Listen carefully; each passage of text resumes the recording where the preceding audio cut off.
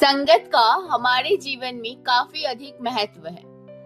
संगत सही रहेगी तो हमारे विचार सही रहेंगे और विचार सही रहेंगे तो कर्म भी सही रहेंगे और जीवन में सुख शांति बनी रहेगी। इसलिए सत्संग करते रहने की और इच्छा साहित्य पढ़ने की सलाह दी जाती है।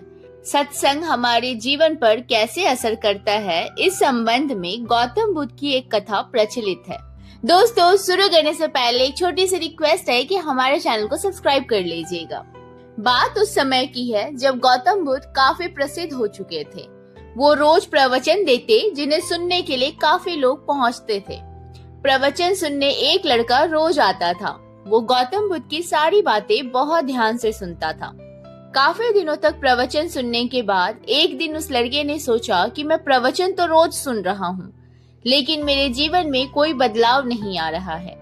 बुद्ध बातें तो अच्छी बताते हैं, लेकिन कुछ लाभ नहीं हो रहा है। मुझे इस बारे में गौतम बुद्ध से बात करनी चाहिए। अगले दिन वह लड़का गौतम बुद्ध से बात करने की इच्छा लेकर पहुंच गया। बुद्ध का प्रवचन शुरू हुआ और वे कह रहे थे कि अगर कोई व्यक्ति हम पर गुस्सा करता है तो वह हमसे ज्यादा खुद का नुकसान करता है। अगर हम भी दूसरे के गुस्से का जवाब गुस्से से ही देते हैं तो हम खुद का नुकसान कर लेते हैं। गौतम बुद्ध की ये बातें सुनते ही वह लड़का खड़ा हो गया और कहने लगा कि तथागत, मैं बहुत दिनों से आपके प्रवचन सुन रहा हूँ, लेकिन मेरे जीवन में तो कोई बदलाव नहीं आया है।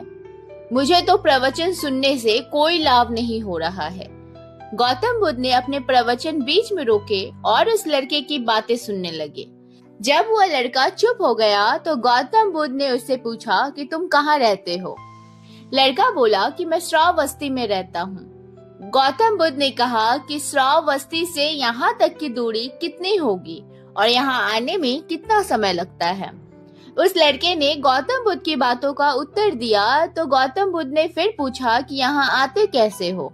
उसने बताया कि मैं कभी पैदल आता हूँ, कभी सवारी का कोई साधन मिल जाता है तो उससे आ जाता हूँ। गौतम बुद्ध ने फिर एक नया प्रश्न पूछ लिया कि क्या तुम यहाँ बैठे बैठे अपना घर पहुँच सकते हो। ये प्रश्न सुनकर वो लड़का और वहाँ बैठे सभी लोग हैरान हो गए।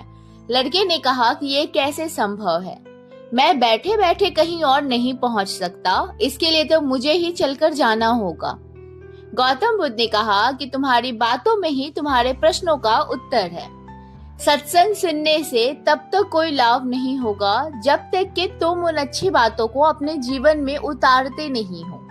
जब तक तुम अच्छे काम नहीं करोगे, इच्छाओं का त्याग नहीं करोगे, बुराइयों से दूर नहीं रहोगे, तब तक तुम्हारे जीवन में कोई बदलाव नहीं आएगा।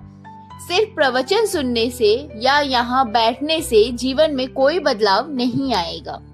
गौतम बुद्ध ने आगे कहा कि अगर तुम कुछ अच्छा करना चाहते हो तो उसके लिए तुम्हें प्रयास करने होंगे। विचार करने से काम नहीं होगा।